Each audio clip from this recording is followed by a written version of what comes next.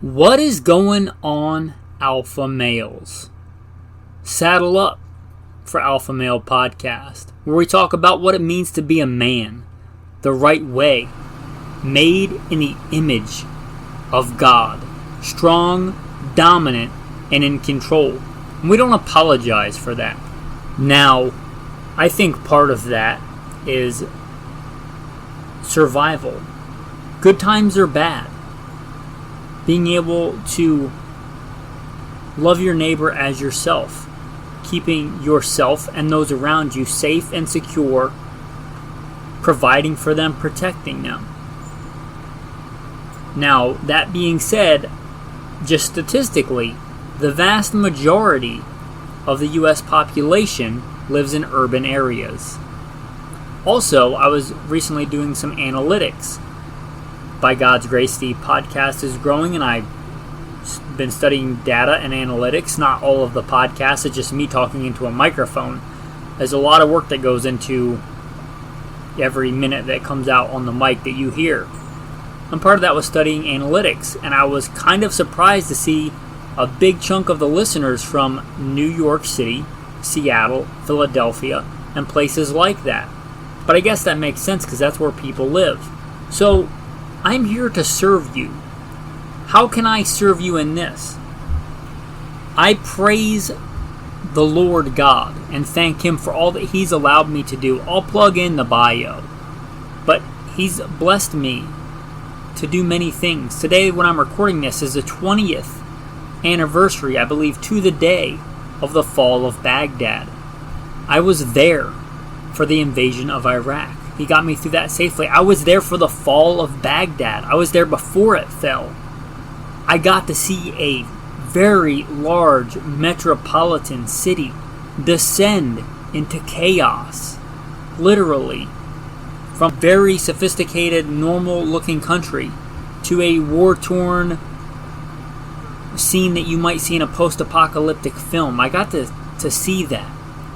How can I share those experiences and help you, to serve you?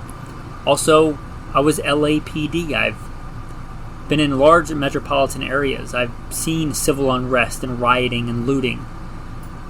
And things hopefully you don't have to see, but I have seen them. And if I can use that to help you, I would like to. I'm here to serve you. That being said, if you appreciate that service, consider becoming a patron and supporting the podcast to grow it so other men can be likewise helped and impacted. There should be a link in the show notes for Patreon.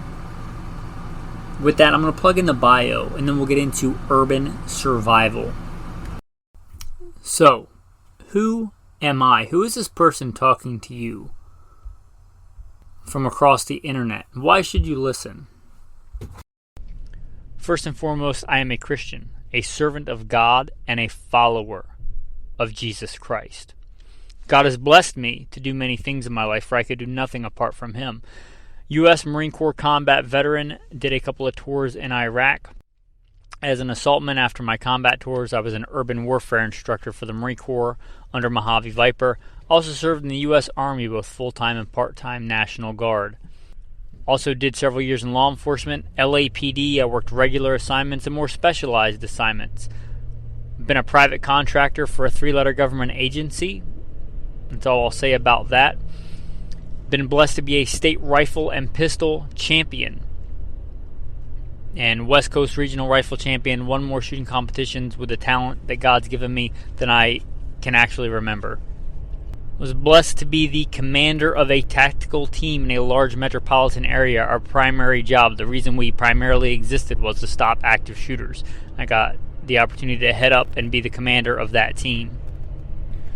I grew up around guns, hunting and shooting and competing at a very early age.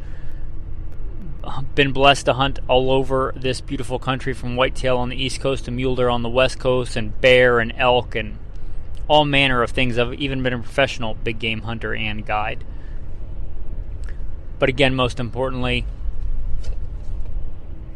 I'm a Christian. And I am your host, Michael Milito. Welcome to the podcast. Now let's talk about survival. Urban survival, because I think myself included, I prefer to be in the country, and a lot of preppers and survivalists do. I think it's the best place to be for life in general, to be healthy and well-adjusted, but also for survival and apocalypse type scenarios. That being said, most people don't, and I get that. I've lived large chunks of my life in large metropolitan areas, even when I would rather not. I'm being honest, I really enjoyed some of my job, LAPD. I didn't want to live in LA, but I went back to a large metropolitan area as the commander of a tactical team. I was a couple of days away from shipping out to Afghanistan on a contract, and I got offered a job to be the commander, primarily to stop active shooters here on American soil. How could I turn that down? That required me to live in a large metropolitan area. Whatever your reasons are, I can't deny that a lot of people do. So how can I help you survive in these areas? Let's talk about some urban survival skills. The number one, navigation. Now, depending on how big a city, this may or may not apply to you, but it probably does. Even if you think you know your city pretty well, as somebody that's lived in large cities, you probably spend the vast majority of your time in a very small area of that city. Maybe you grew up there and have been all around it. But a lot of times we live in a little neighborhood and we go shopping to whatever grocery store is close and convenient, and we like the prices near our house. And we might go to a gym near our house, and then maybe even if we go to work at a different part of the city, we get on the freeway, and we pretty much go the same way all the time. And there's giant swaths of that city that perhaps we never step foot in, that we're strangers in. Know how to navigate. One of my first things I'm going to tell you to do, instead of just listen, to try and do when you're not in a hurry. So maybe when you get off work, so you're not late for work. But go a different way. Get off the freeway at a different exit, maybe a couple of different times. Check out different areas and routes home. You should have a primary route home, a contingency route home, and an emergency. Different routes.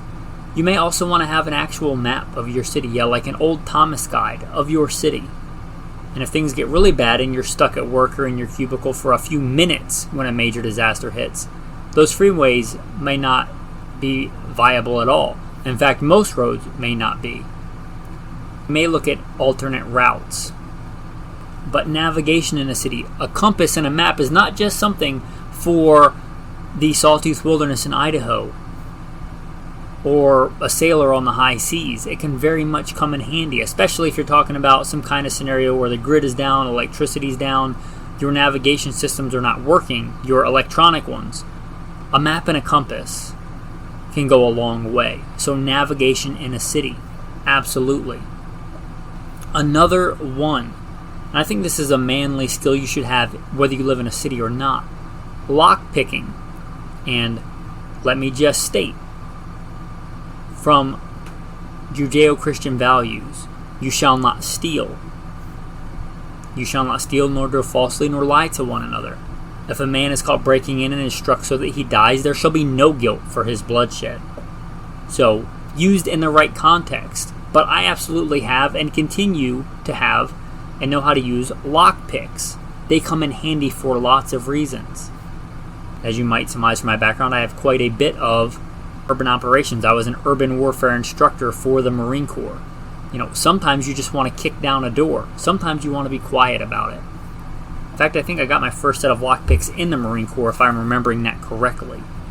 Also, to stop active shooters, or as a police officer, there are times when I need to access an area that I'm totally lawfully allowed to be in, but I don't have time to wait for a key.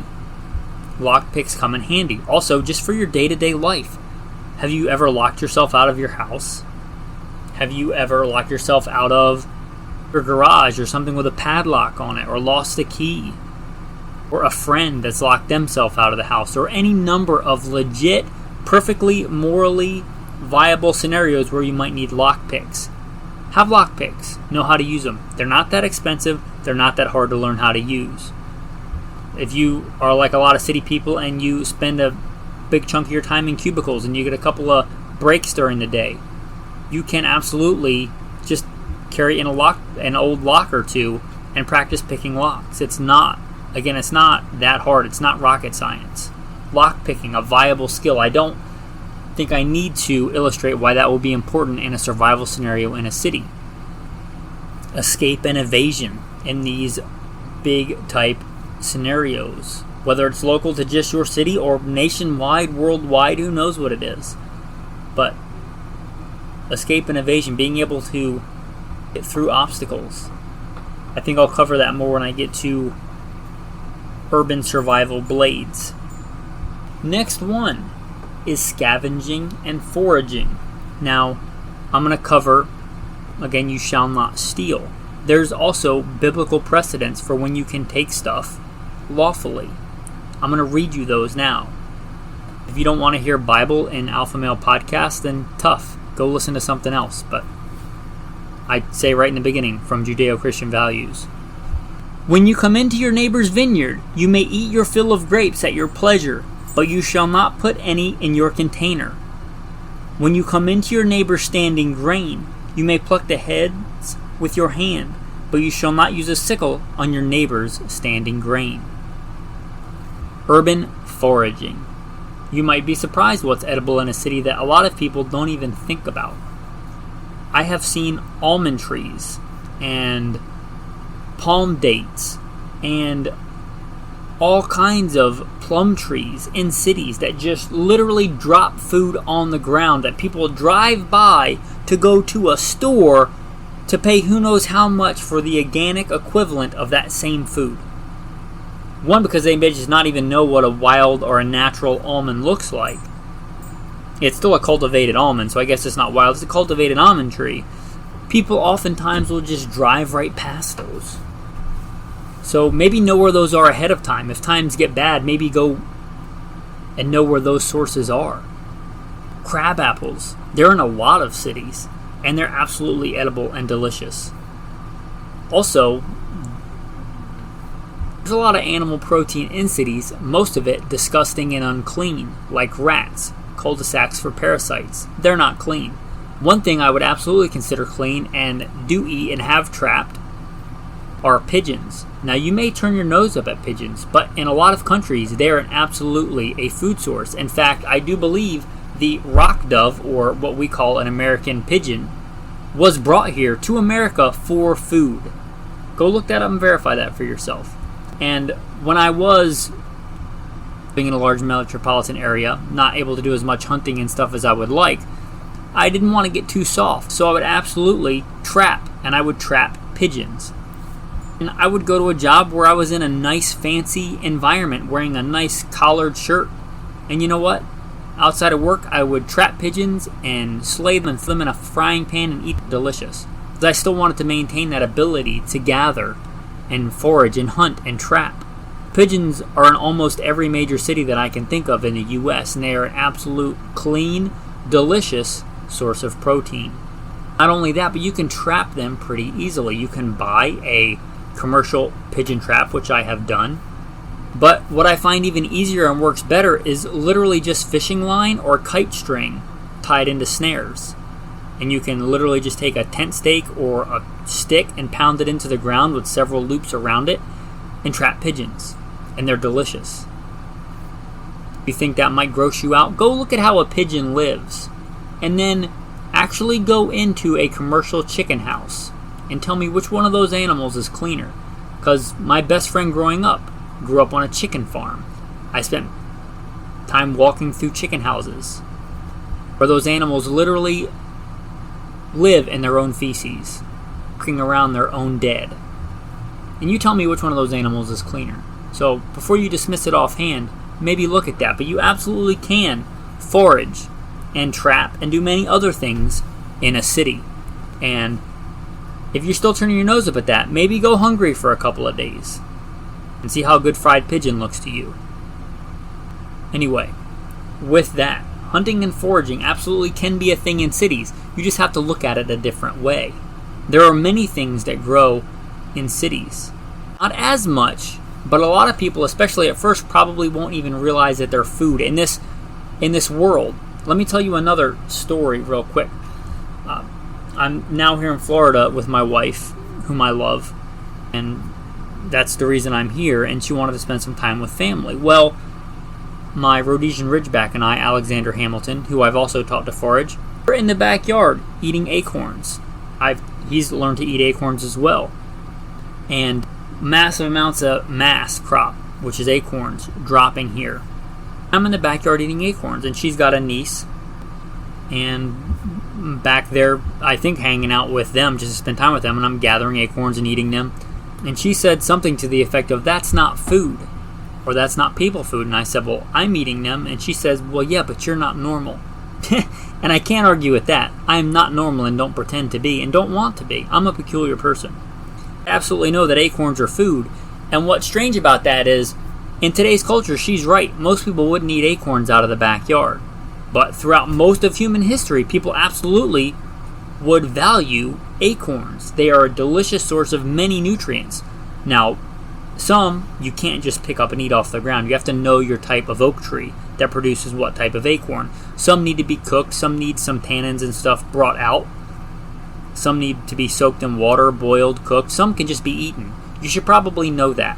But many cities have a lot of acorn crop. That's just another example of how you can forage in a city.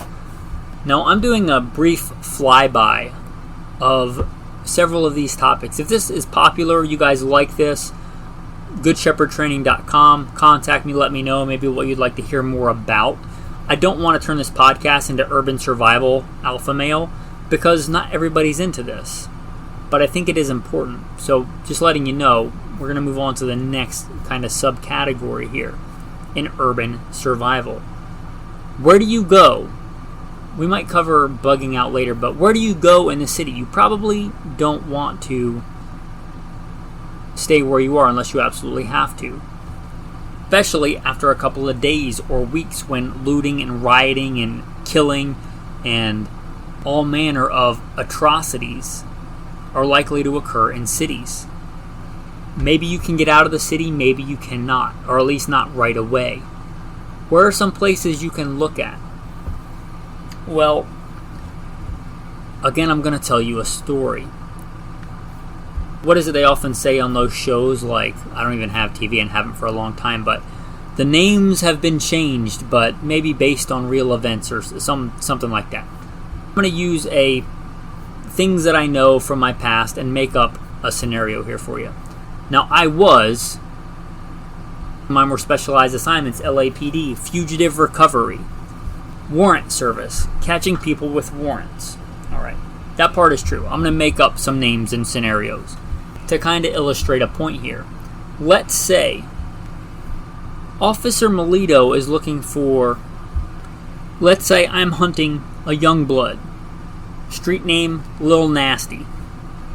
Right, he's wanted for, and I'm making this up, he's wanted for BFMV, burglary from a motor vehicle, felony, because of the value of the things taken that he's alleged of. He's not been on trial yet, but my job is to track him down, hunt him, catch him, bring him before a magistrate.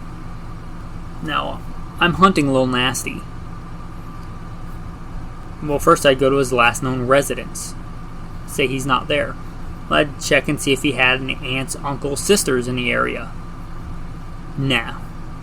None of that checks out for me. Let's say, and we did a thing, I'm not LAPD anymore, we did a thing called an FI card, field interview.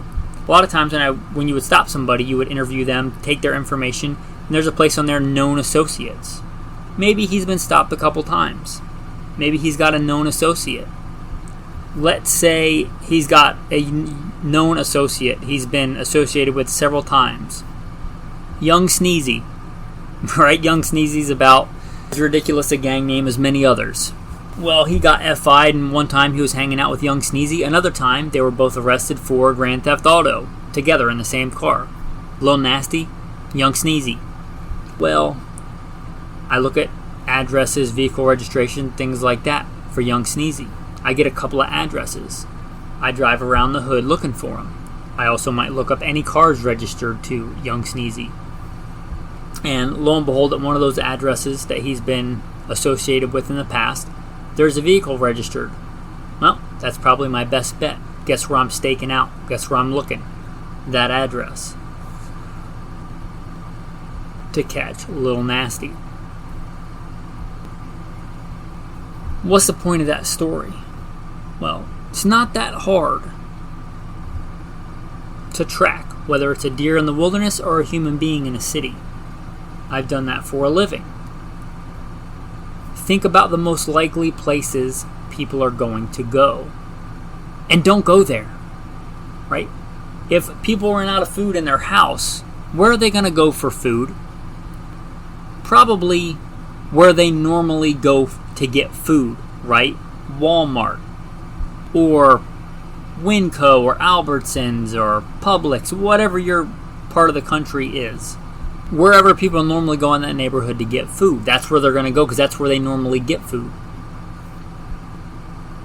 That's probably going to be a problem. Don't go there.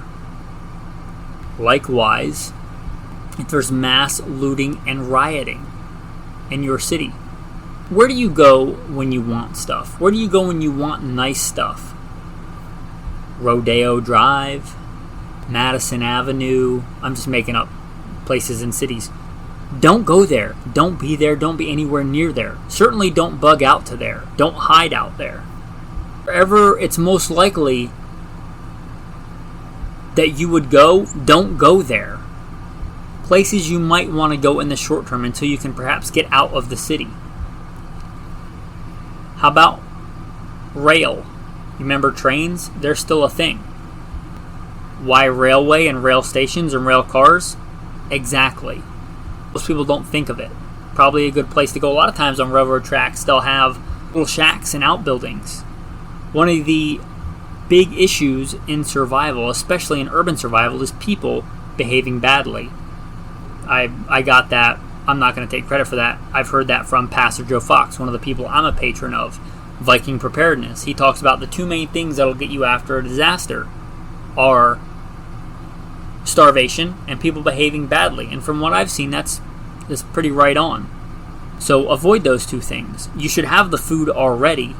So don't go to the places where people are going to be looting and rioting for food and people behaving badly. So don't be around them. And you might think in a city you can't get away from them. But there's areas where you can likely get away from most of them. Talked about rail. Maybe rail cars that aren't even used, haven't been used for decades. Or outbuildings or something like that. That might be a good place to hold up for a while. How about places under construction that aren't complete? Like near me right now, there's a whole little subdivision. It's about to be a people hive. But it's just kind of basically streets and stuff laid out right now. Take the dog running there sometimes. That'd be a good place to go. Why? Because there's nobody there. Nobody lives there. Nobody's going to think to go there. There's not food or anything there, really. There's food for me because I know how to forage. I've seen some edible plants there. But you get the idea. Most people aren't going to go to an under construction people hive.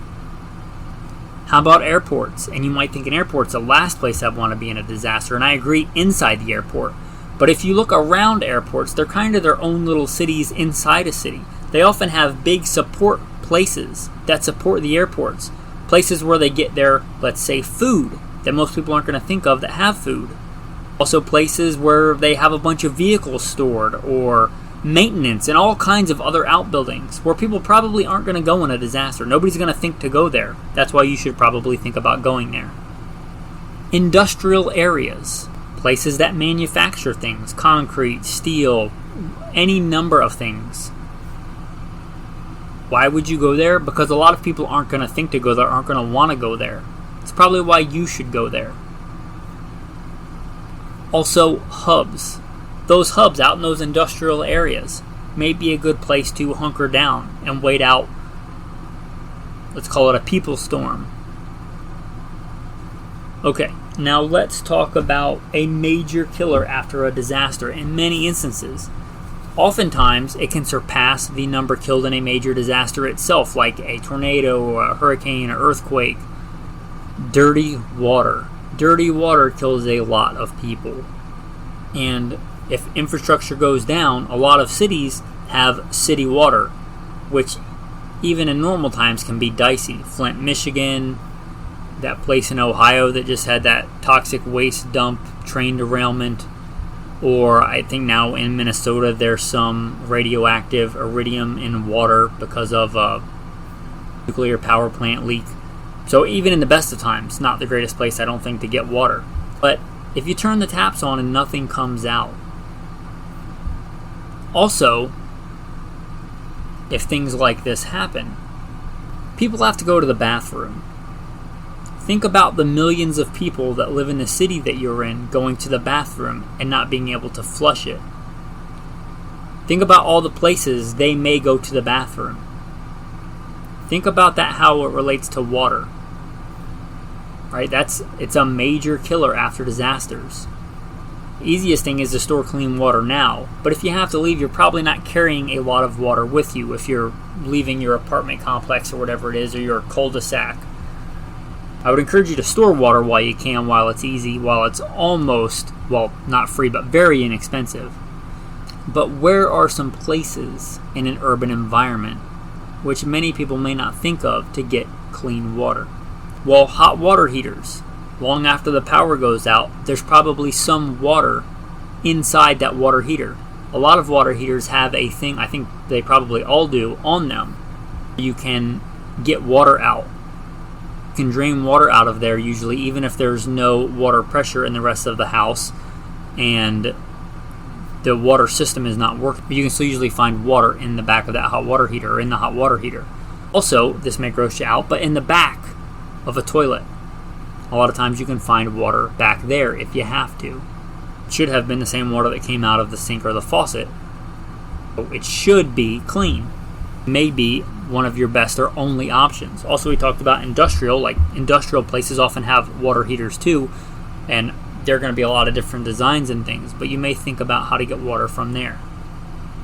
Also, crucial survival items in any environment. Part of my EDC, water purification tablets. Is how important I think it is. I think it'd be a toss-up if you said to me you can pick either a knife or like a Sawyer Mini Life Straw water purification tablets, or a knife, one of those. It'd probably be dead even for me. Because in an urban environment, I can likely find something to make a knife. But drinking dirty water very, very well may kill me or lead me to a stage where it's very easy for somebody else to kill me. Again, dirty water kills a lot of people. So absolutely, you might not be able to carry enough water, but an entire thing of water purification tablets that you can buy at Walmart doesn't take up a lot of room, and you can purify a lot of water. So something like that, iodine, knowing how to use iodine to purify water, knowing how to make a rudimentary water filter with like crushed charcoal and sand. You may look at things like that. I mentioned the Sawyer Mini. They're my favorite. Life Straws will work. I don't like them as much. I've used both, and I have extensively used both. I much prefer a Sawyer Mini, but either one of those or something else like it. I think that is crucial and should not be overlooked. I would even carry that on my person in this kind of scenario rather than in my pack, because I may have to ditch my pack to sprint or get over a fence or a wall or something and lose my pack. That's an item I really want to have on me, because again, dirty water kills a lot of people. On the dirty, another very crucial thing, antibiotics.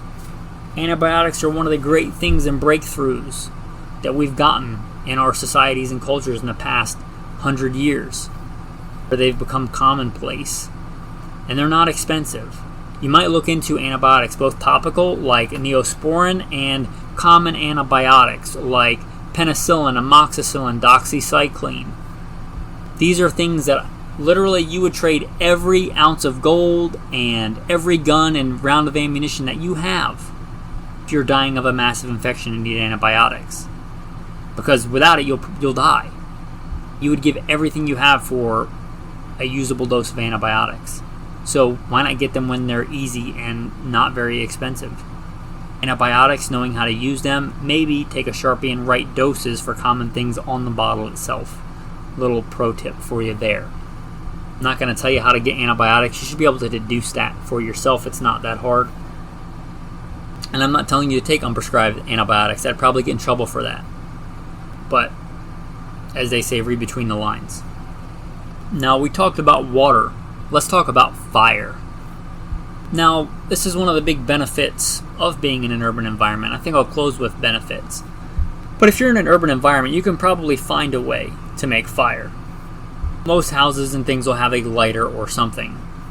And you can usually find, even long after a disaster, a battery with some kind of charge. And if you have a battery with a charge, and you have a gum wrapper, steel wool, it's not that hard to make a fire. So that's a big advantage of the urban environment. But that's not what I'm talking about. If you look at before well-run professional fire departments were a thing, for entire cities burn. Rome, Chicago, just to name a few briefly. If there's a major disaster, it's likely there will be no water pressure. Also, it's likely that the fire department will not be functional if it's a big enough disaster. So when a fire starts, especially somebody that's cold, that doesn't have a way to heat the house, and they do something they probably shouldn't do, starting fires where they probably shouldn't, you can see where that's going. And there's no way to put the fire out, and nobody notices it, and nobody's going to put it out. Instead of a house burning or a structure burning, you may very well get entire cities or entire chunks of cities burning. So think about that in that urban environment. So you might want to go to a place where we discussed previously that is really not around any other surrounding buildings. So it's less likely to burn down. But I think it would be a much bigger thing, and I've seen a lot of nasty fires, especially again after big disasters. So that it's going to be maybe a bigger problem than it normally would be. Now, let's transition. Urban survival blades. Now, a good knife is a good knife, whether you're in suburbia or the inner city or the middle of the wilderness in the Aleutian Islands of Alaska. A good knife is a good knife, and you should have a good knife, and I encourage you to carry a good knife as a man, period. There are some uniquely beneficial blades to have in an urban environment. A fireman's axe you may consider having as part of your kit, in your vehicle, in your house. We just mentioned fire. What if you have to make a new way out of a structure, right? What if you have to make a way? That's kind of what the fireman's axe is for, right? Making a way. Now, I'm very familiar with demolitions and urban breaching, making a whole lot of det cord and C4, but you're probably not having that in this scenario. But you can probably have a fireman's axe, and you'd be maybe alarmingly surprised at how easy it is to get through a basic wall of drywall and 2x4s with a fireman's axe. It doesn't take much. You can use that to your advantage. That might be a good tool to have for many different reasons. So that fireman's axe are really handy. Also, less cool in the tactical spectrum, but probably more practical, a small shovel. Especially if you're going to stay in a certain area for a while. Remember I mentioned going to the bathroom? Well, going back again to the Bible, there's a rule for that. This is from Deuteronomy. Also you shall have a place outside the camp where you may go out, and you shall have an implement among your equipment. And when you sit down outside, you shall dig with it and turn and cover your refuse. For the Lord your God walks in the midst of your camp to deliver you and give your enemies over to you. Therefore your camp shall be holy, that he may see no unclean thing among you and turn away from you. You shall have an implement among your equipment. You shall turn and cover your refuse. If you're going to stay in one place for a while, dig a trench. Fairly long, maybe only 6 inches or a foot deep. And you would go to the bathroom in it, and all the dirt would be piled up on a side. If you went to the bathroom in it, you would take your implement, we had e-tools, and you would take and cover it up. And the next person would go in front of you, and you'd cover it up and cover it up and cover it up. And when you needed to, you'd dig a new trench. It's kind of standard practice. You're going to be in one place, like you have gone to one of these areas we talked about. You're going to the bathroom. Disease kills a lot of people. Dirty water kills a lot of people. Deal with your nastiness, right? A practical thing to have, maybe just a small little gardening shovel, maybe an e-tool, which is also a nasty weapon. My favorite is the Spetsnaz shovel. I use that thing all the time. Stays in my truck. It comes in handy in all kinds of circumstances. So if you're in a wetter city, and we talk about this nasty, disease-ridden water, the things you often do in the wilderness you can apply to a city. If you're camping out outside, you're in a street, an alley, an industrial area, whatever, you can use some hydraulic engineering and make sure that water routes around your camp, goes off your tarp, doesn't pool up where you're going to sleep. One, for pure temperature control of your body, which will kill you, but also to get that nasty, filthy city water away from you. So again, a small shovel, survival blade. Also, and this would be handy in a lot of environments too, but especially in a city, if you're any kind of like engineer at heart, or a handyman, or anything like that, a good multi-tool, something good to have. Again, I think it's a place for a good do-it-all blade, a good fixed blade, or a good folding pocket knife, but a multi-tool is probably worth the wait. A pair of pliers for stripping wire to make really good cordage, a file, a saw for making other tools, any number of things that come on a multi-tool. You might really consider, especially in an urban environment, a multi-tool. Another one, urban survival. Caltrops. You can look up what those are, but they're basically bent pieces of metal. I've heard, somebody told me in one of the chats, the Patreon chat, that caltrops are illegal. I've never seen anywhere where they were illegal in a penal code, but maybe they are where you are. Caltrop is basically a piece of metal that you bend and shape, pointy no matter which way you throw it. You can think of why that might be useful around your camp, or making a road impassable, or any number of reasons. Somebody's following you in a vehicle, whatever the case might be, right? Caltrops, urban survival blade, you might look at those.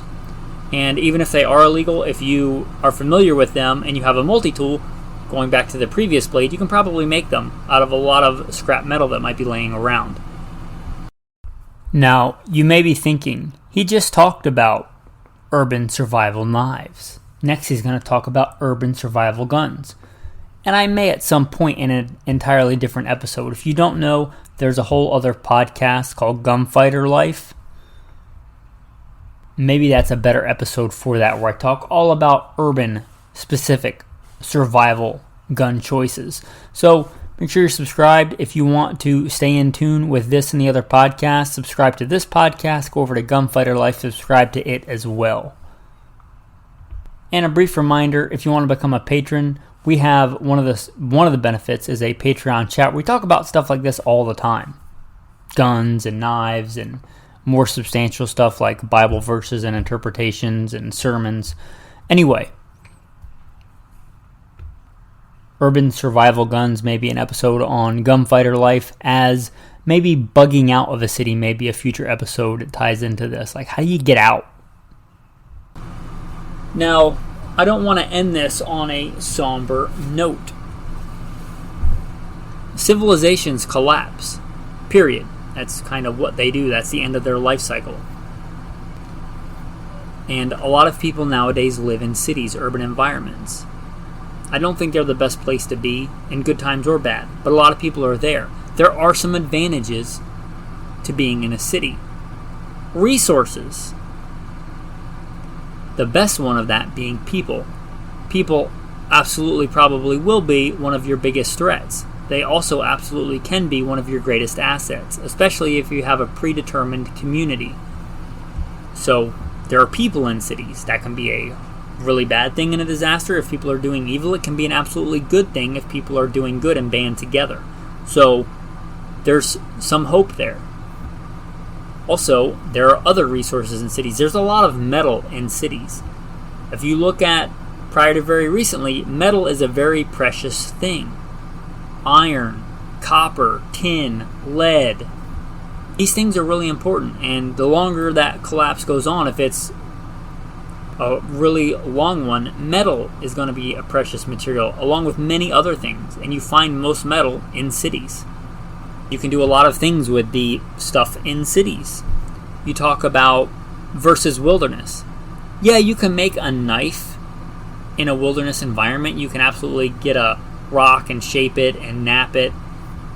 But In almost any urban suburban environment, it won't take long looking around just today at just scrap material that's laying around and be able to make a much better knife. The Iron Age was a big thing in human history for a reason, and a lot of times in cities there's just scraps of iron, scraps of metal just laying around. Also, like a container. You know how hard it is to fashion a good container in the wilderness to like hold water, make a water filter, carry stuff?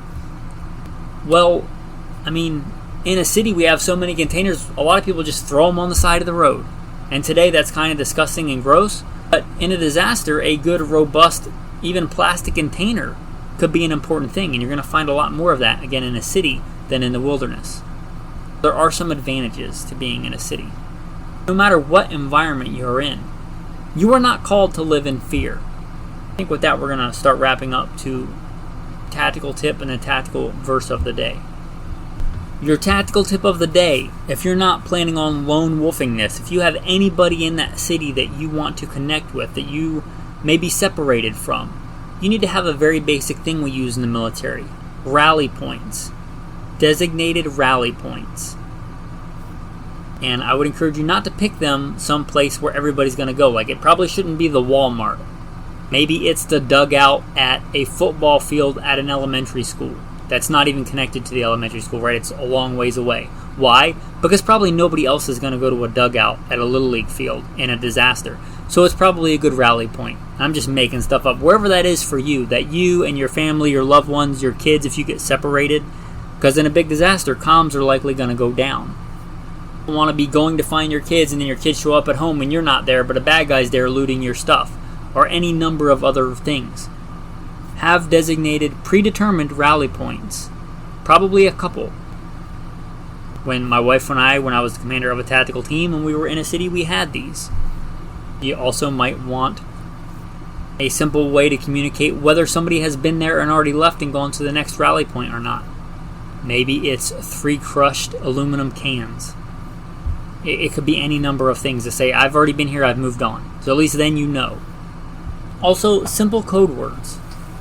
If you are together and one of you notices something is wrong, and you don't want to shout it from the rooftops, but you want everybody else to know something is wrong, you might have simple code words. The chair is against the wall. John has a long mustache.